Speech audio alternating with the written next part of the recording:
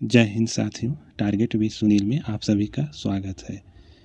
आशा करता हूं कि आप सभी स्वस्थ होंगे। मित्रों, आपको पता है कि 4 फरवरी को एसएससी जीडी का एग्ज़ाम होना है। बहुत ही कम समय बचा है। हमें कम समय में अधिक से अधिक प्रश्नों को हल करना है। तो आज की महत्वपूर्ण प्रश्नोत्तरी है वाक्यांश के लिए एक शब्द। आज का पहला प्रश्न, जो स्वयं उत्पन्न हुआ हो उसके लिए एक शब्द होगा।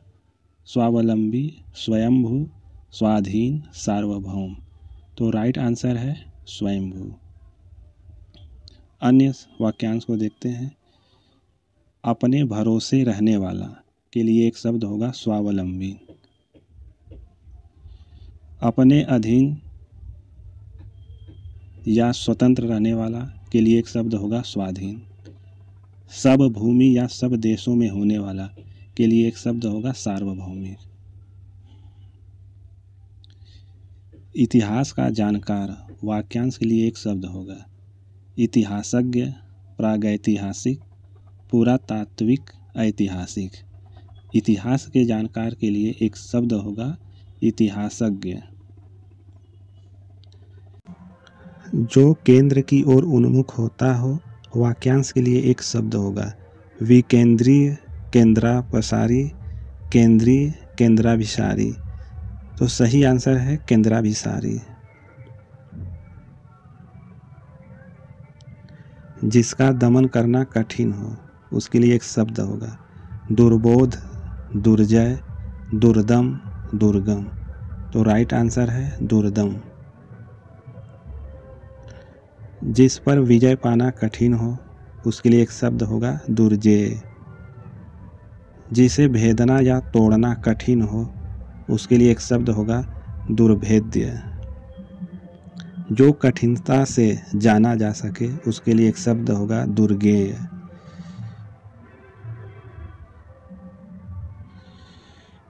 जिसे मर जाने की कामना हो उसके लिए एक शब्द होगा मुमूर्षा, मुमूर्षु, मृत्युंजय, मुमुक्षु। तो उसके लिए राइट शब्द होगा मुमूर्षु।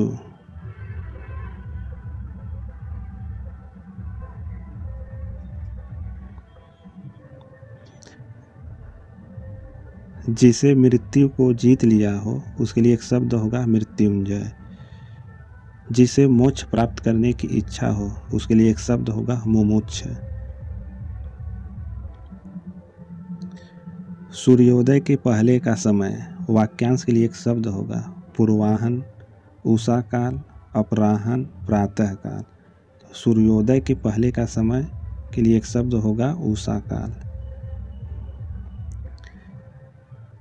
दोपहर के पहले का समय पूर्वाहन होता है। दोपहर के बाद का समय के लिए एक शब्द होगा अपराहन। सूर्योदय के पहले का समय उषा काल कहलाता है।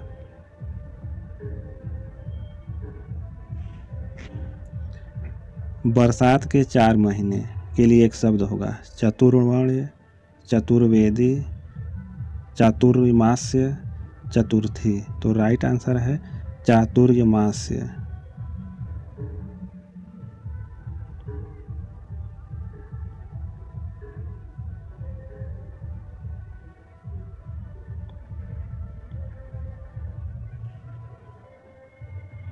बहुत काम करने वाला के लिए एक शब्द होगा कलाकार, श्रमिक, हठी, कर्मठ। तो राइट आंसर है कर्मठ। जो कला जानता है उसके लिए एक शब्द होगा कलाकार। श्रम पर जीने वाले को श्रमिक कहते हैं। वह स्त्री जिसका पति जीवित हो उसके लिए एक शब्द होगा सधवा। जिसका मूल्य न लगाया जा सके उसके लिए एक शब्द होगा अमूल्य, बहुमूल्य, निर्मूल, सस्ता। तो राइट आंसर है अमूल्य।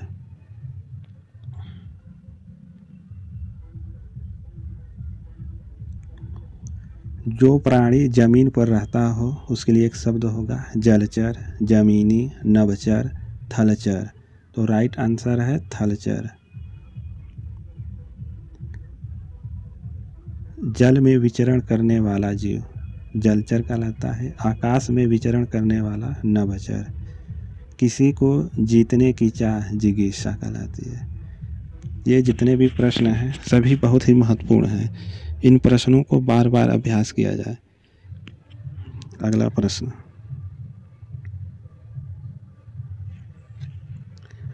दूसरों के लिए अपने सुखों का त्याग वाक्यांश के लिए एक शब्द होगा।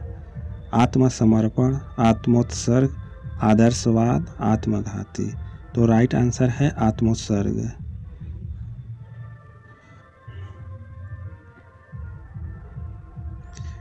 जिसमें चेतना न हो वाक्यांश के लिए एक शब्द होगा।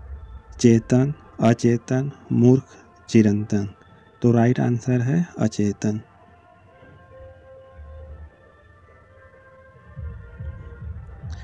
जिस स्त्री की कोई संतान न हो उसके लिए एक शब्द होगा। अस्त्रैण, बंध्या, संतानहीन, अभागी। तो राइट आंसर है बंध्या।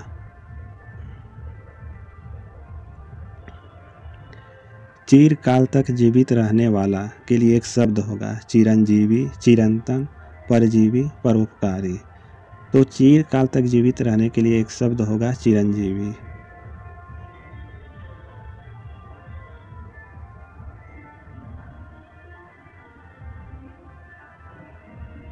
मधुर बात करने वाला के लिए एक शब्द होगा। अल्पभाषी, मधुरभाषी, सुखद, संगीतज्ञ।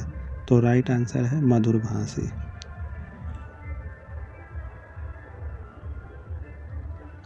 जो अल्प बोलता हो उसको अल्पभाषी कहते हैं।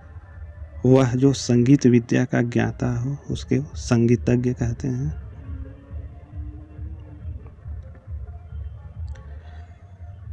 राह दिखाने वाला के लिए एक शब्द होगा। पथिक, मुसाफिर, पथ प्रदर्शक, राही। राह दिखाने वाले के लिए एक शब्द होगा पथ प्रदर्शक।